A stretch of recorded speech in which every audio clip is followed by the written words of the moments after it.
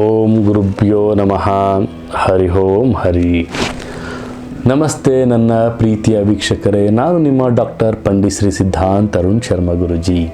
ವಿಶೇಷವಾಗಿ ಹಿಂದಿನ ಸಂಚಿಕೆಯಲ್ಲಿ ನಾವು ಕರ್ಕಾಟಕ ರಾಶಿಯ ಮಾರ್ಚ್ ತಿಂಗಳ ಮಾಸ ಭವಿಷ್ಯವನ್ನು ತಿಳಿಸಿದ್ವಿ. ಈ ಒಂದು ವಿಡಿಯೋದಲ್ಲಿ ನಾವು ಸಿಂಹ ರಾಶಿಯ ಮಾರ್ಚ್ ಭವಿಷ್ಯದ ಮಾಸಿಕ ಭವಿಷ್ಯ ಹೇಗಿರುತ್ತೆ ಅನ್ನೋದನ್ನು ನೋಡ್ತಾ ಹೋಗೋಣ. ಇಲ್ಲಿ ವಿಶೇಷವಾಗಿ ಕೆಲವೊಂದು ದ್ವಂದ್ವ ನಿರ್ಧಾರಗಳನ್ನು ತಾವು ಮಾಡ್ತೀರಿ. ಅದರ ಬಗ್ಗೆ ಸ್ವಲ್ಪ ಹೆಚ್ಚಿನ ಕಾಳಜಿ ಇರಲಿ. ಕೆಲಸದ ಆರಂಭದ ದಿನದಲ್ಲಿ ಕೆಲವೊಂದು ಹಿಂದೇಟುಗಳಾಗುವಂತಹ ಸಾಧ್ಯತೆಗಳಿದೆ. ಧನ ಆದಾಯ ಸ್ವಲ್ಪ ಕಡಿಮೆ ಆಗುತ್ತೆ ನಿಮಗೆ ಈ ಒಂದು ಮಾಸದಲ್ಲಿ. ಧಾರ್ಮಿಕವಾದಂಥ ಕ್ಷೇತ್ರಗಳಿಗೆ ತಾವು ಭೇಟಿಯನ್ನು ಮಾಡ್ತೀರಿ ಮತ್ತು ಧಾರ್ಮಿಕಕ್ಕೆ ಸಂಬಂಧಪಟ್ಟಂತಹ ಕೆಲಸಗಳನ್ನು ಸಹಿತ ಈ ಒಂದು ಮಾಸವನ್ನು ತಾವು ಮಾಡ್ತಾ ಇರ್ತೀರಿ. ಆದಾಯ ಹೆಚ್ಚಿಕೆಯಾಗುವಂತಹ ಸಂಗತಿಗಳಿಗೆ ಹೆಚ್ಚಿನ ಗಮನವನ್ನು ಕೊಡೋದು ಅತಿ ಉತ್ತಮವಾಗಿರುತ್ತೆ. ಬಂಧುಗಳ ನಡುವೆ ಉತ್ತಮವಾದಂತಹ ಹೆಸರುಗಳನ್ನು ತಾವು ಗಳಿಸ್ಕೊಳ್ತಾ ಇರ್ತೀರಿ. ಶ್ರಮವನ್ನು ಸಹಿತ ಪಡಿತಾ ಇರ್ತೀರಿ ಮತ್ತು ನಿಮ್ಮ ಒಂದು ವಿಚಾರಗಳಲ್ಲಿ ಕೆಲಸ ಕಾರ್ಯಗಳಲ್ಲಿ ಕೆಲವೊಂದು ಪ್ರಶಂಸೆಗಳನ್ನು ಸಹಿತ ತೆಗೆದುಕೊಳ್ಳುವಂತಹ ಅವಕಾಶಗಳು ಸಹಿತ ತಮಗೆ ಸಿಗ್ತಾ ಹೋಗುತ್ತೆ.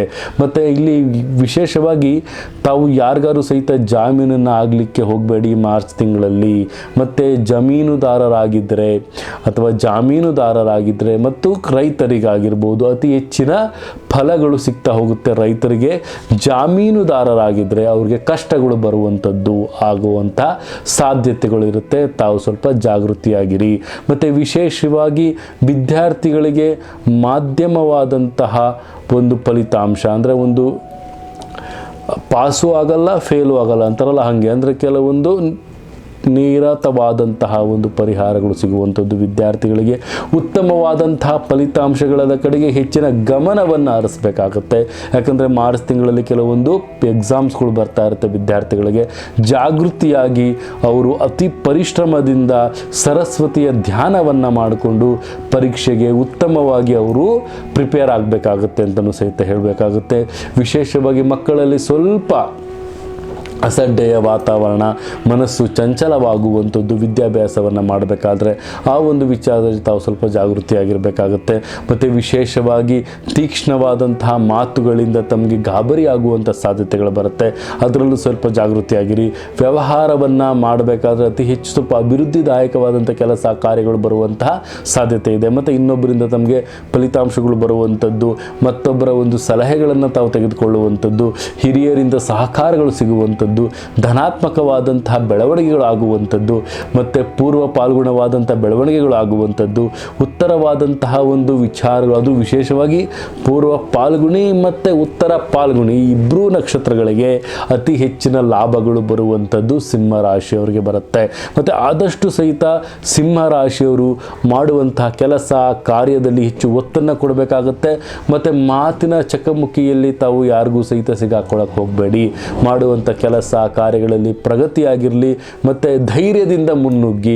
ವಿದ್ಯಾರ್ಥಿಗಳಿಗೆ ಸ್ವಲ್ಪ ಗೊಂದಲಮಯವಾದಂಥ ವಾತಾವರಣ ಸೃಷ್ಟಿಯಾಗುವಂಥ ಸಂದರ್ಭಗಳು ಬಂದರೂ ಸಹಿತ ತಾವು ಅದಕ್ಕೆ ಧೃತಿಗೆಡದಲೆ ಸರಸ್ವತಿಯ ಒಂದು ಈಶಾನ್ಯದ ಅಭಿಮುಖವಾಗಿ ಕುತ್ಕೊಂಡು ಸರಸ್ವತಿಯ ಧ್ಯಾನವನ್ನು ಮಾಡೋದು ಅತಿ ಉತ್ತಮವಾಗಿರುತ್ತೆ. ತಾವು ಈ ಒಂದು ಮಾಸದಲ್ಲಿ ಗುರುರಾಯರ ಒಂದು ಧ್ಯಾನವನ್ನು ಮಾಡಿ, ಗುರುರಾಯರ ಮಂತ್ರಾಕ್ಷತೆಗಳಿದ್ದರೆ ಮಂತ್ರಾಕ್ಷತೆಗಳನ್ನು ತಾವು ದೈವಿಕವಾದಂಥ ಕಾರ್ಯಗಳಿಗೆ ಉಪಯೋಗಿಸಿ ಅಂತ ಹೇಳ್ತಾ ಈ ಒಂದು ಮಾಸದಲ್ಲಿ 6 ಅನ್ನುವಂಥ ಸಂಖ್ಯೆ ತುಂಬ ಉತ್ತಮವಾಗಿ ಬರುತ್ತೆ. ಶ್ವೇತ ಬಣ್ಣವನ್ನು ಧಾರಣೆ ಮಾಡಿ ಪ್ರತಿಯೊಂದು ಕೆಲಸಗಳಿಗೆ ತಾವು ತೆರಳೋದ್ರಿಂದ ಅತಿ ಉತ್ತಮವಾದಂಥ ಲಾಭದಾಯಕವಾದಂಥ ಕೆಲಸ ಕಾರ್ಯಗಳು ಸಹಿತ ತಮಗೆ ಆಗ್ತಾ ಹೋಗುತ್ತೆ ಅಂತಲೂ ಹೇಳ್ಬೋದು. ವಿಶೇಷವಾಗಿ ಮಾಡುವಂತಹ ಬೆಳವಣಿಗೆಯ ಬಗ್ಗೆ ಹೆಚ್ಚಿನ ಒಂದು ಗಮನವನ್ನು ಕೊಡಿ. ರೈತರಿಗೆ ಲಾಭ ಇದೆ, ಶಿಕ್ಷಕರಿಗೆ ಲಾಭ ಇದೆ, ವೃತ್ತಿ ಕ್ಷೇತ್ರದಲ್ಲಿ ಹೆಚ್ಚಿನ ಒಂದು ಬದಲಾವಣೆಗಳನ್ನು ಸಹಿತ ತಾವಿಲ್ಲಿ ಮಾಡ್ಬೋದು ಅಂತಲೂ ಹೇಳ್ತಾ ಈ ಒಂದು ವಿಡಿಯೋನ ಇಲ್ಲಿಗೆ ಮುಗಿಸ್ತಾ ಇದ್ದೀವಿ. ಮತ್ತೆ ಮುಂದಿನ ಸಂಚಿಕೆಯಲ್ಲಿ ಸಿಗೋಣ ಅಂತ ಹೇಳ್ತಾ ನನ್ನ ತಾಯಿ ಜಗನ್ಮಾತೆ ಶ್ರೀ ಕೊಲ್ಲೂರು ಮೂಕಾಂಬಿಕೆ ಆರಾಧ್ಯ ದೈವಿ ಆಗಿರುವಂಥ ನನ್ನ ತಾಯಿ ಜಗನ್ಮಾತೆ ಪ್ರತಿಯೊಬ್ಬರ ವೀಕ್ಷಕ ಬಂಧುಗಳಿಗೆ ಆಯಸ್ಸು ಆರೋಗ್ಯ ಸಂಪತ್ತು ಕೊಟ್ಟು ಕಾಪಾಡಲಿ ಅಂತ ಹೇಳ್ತಾ ಸರ್ವೇ ಜನ ಸುಖಿನೋ ಭವಂತು, ಸರ್ವ ಮಂಗಳಾನಿ ಭವಂತು.